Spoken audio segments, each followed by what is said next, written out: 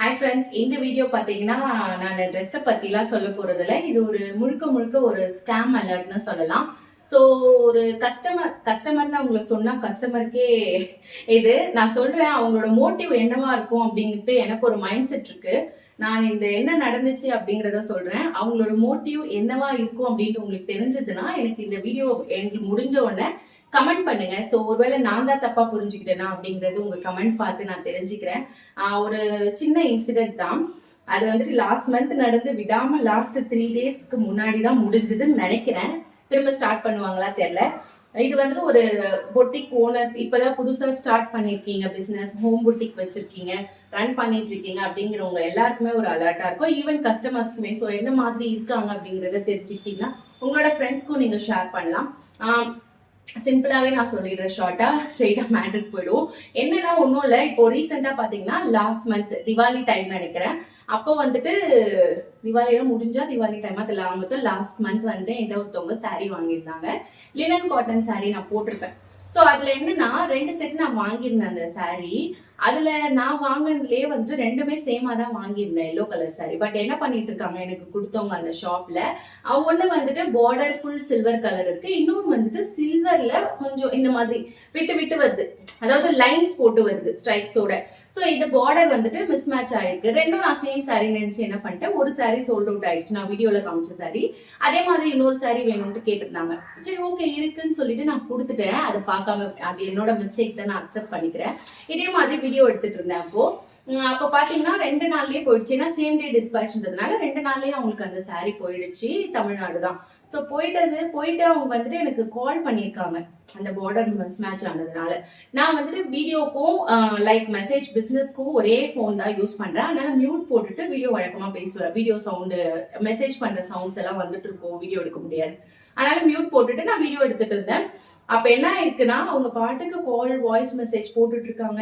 நீங்க ஒரு fraud, phone பண்ணா எடுக்க மாட்டீங்க, நீங்க சீட் பண்ணிட்டீங்கன்னு சொல்லிட்டு இங்க போட்டது இல்லாம யூடியூப்ல வந்து கமெண்ட், அதுவும் இவங்க கிட்ட இந்த லேடி கிட்ட யாரும் ட்ரெஸ் எடுக்காதீங்க, சரியான ஃப்ராடு இவங்க, சரியான சீட், அப்படி இப்படின்னு கண்ணா பின்னான்னு மெசேஜ்லாம் முடிச்சுட்டு பார்த்துட்டு ஷாக் ஆயிட்டேன். இத்தனை கால்ஸ், இத்தனை வாய்ஸ் மெசேஜா ஒன்று ஒன்றா கேட்டு எனக்கு அப்பயும் ரொம்ப இதுவாயிடுச்சு.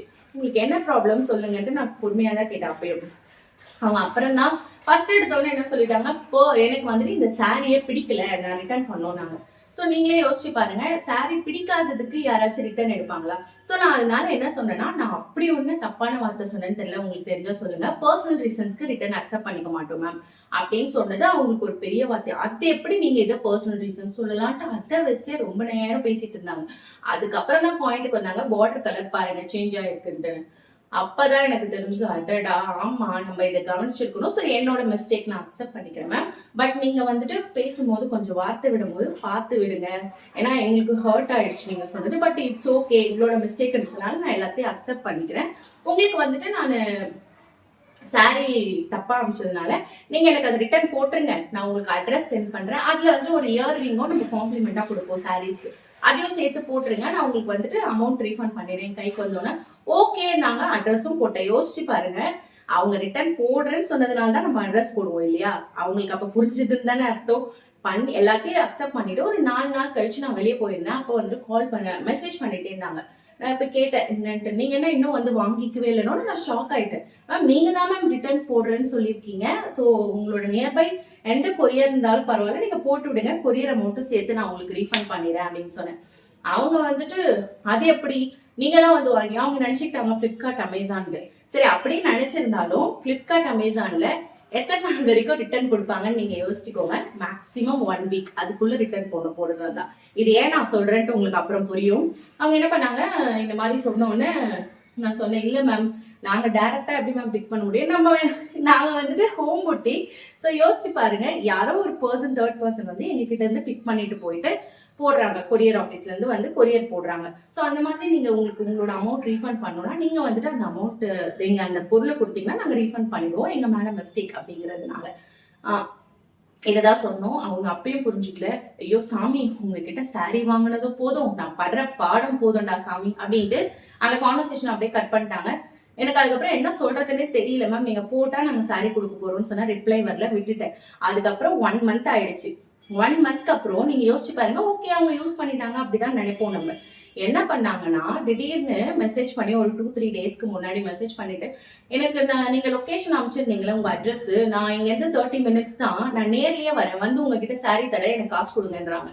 நீங்க யோசிச்சு பாருங்க. 30 டேஸ் இவங்க யூஸ் பண்ணிட்டாங்க, பண்ணல அப்படிங்கிறதுக்கு என்ன ப்ரூஃப் இருக்கு? முதல் ரிட்டர்ன் பாலிசியே வந்துட்டு ஈவன் அவங்க சொன்ன மாதிரி மற்ற இடத்துலலாம் வந்து டைரக்டா பிக் பண்றாங்கன்னு அவங்க சொன்னது பிளிப்கார்ட், அமேசான் இந்த மாதிரி தான். ஸோ அந்த மாதிரி அவங்க டைரக்டா வந்து வாங்க அப்படின்னு நினைச்சா ரிட்டர்ன் பாலிசியும் எவ்வளவு நாள்னு அவங்களுக்கு தெரிஞ்சிருக்கணும் இல்லையா?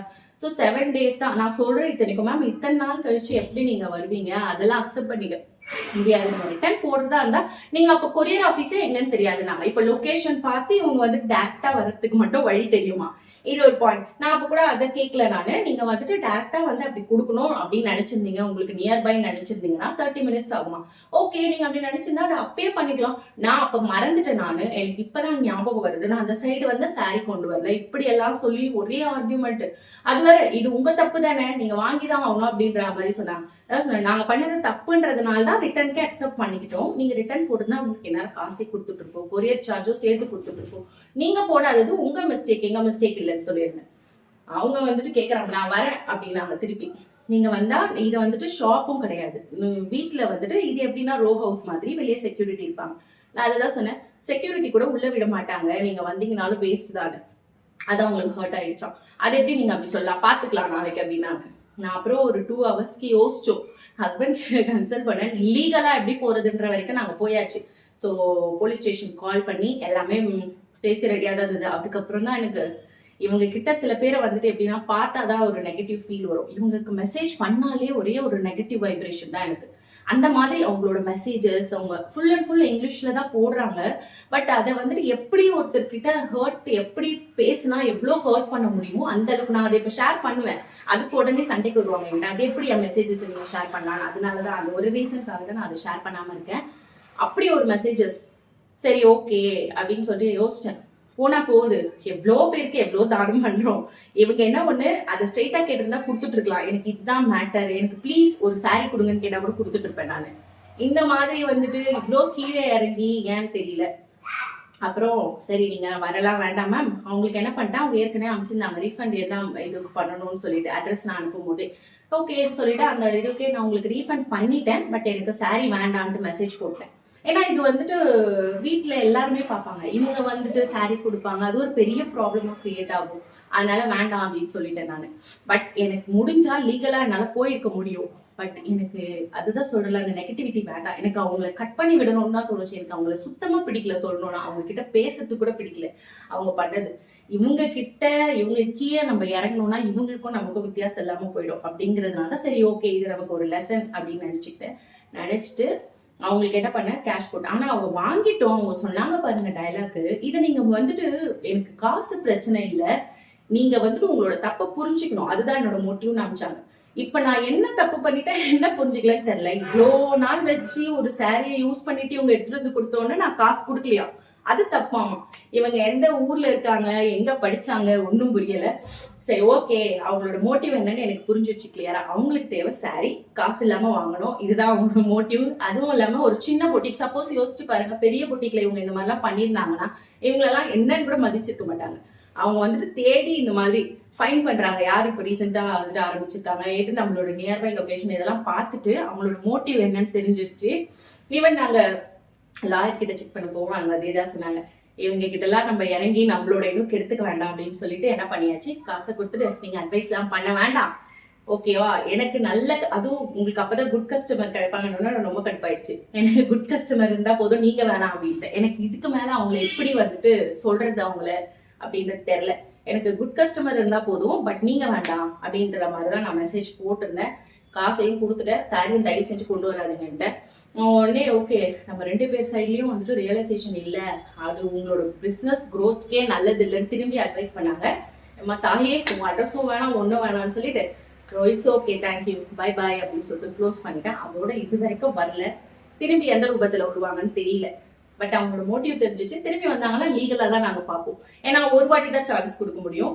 அது இது எதுக்கு நான் இந்த வீடியோ நான் அப்லோட் பண்ணேன்னா மெயினா, ஸோ இந்த மாதிரி நிறைய பேர் இருக்காங்க. அதனால நீங்க கொஞ்சம் ரிட்டர்ன், அதாவது மெயினா நான் பண்ண தப்பு அந்த பார்டர் கலர் பார்க்கணும். ஸோ இப்போ வந்துட்டு 1க்கு 2 வாட்டி செக் பண்றது. எந்த சாரீஸ் ஆர்டர் பண்ணாலும் சரி, குர்த்திஸ் ஆர்டர் பண்ணாலும் அது ஒண்ணு. ரிட்டர்ன் ஆப்ஷன் அதுலேயே இப்பெல்லாம் கொரியர்ல எழுதி ஒட்டிடுது. டேமேஜ் இருந்தால் மட்டும் தான் ரிட்டர்ன் அவைலபிள், அதுவும் ஓப்பனிங் வீடியோ மஸ்ட் அப்படிங்கிறதையும் எழுதி ஒட்டிடுது.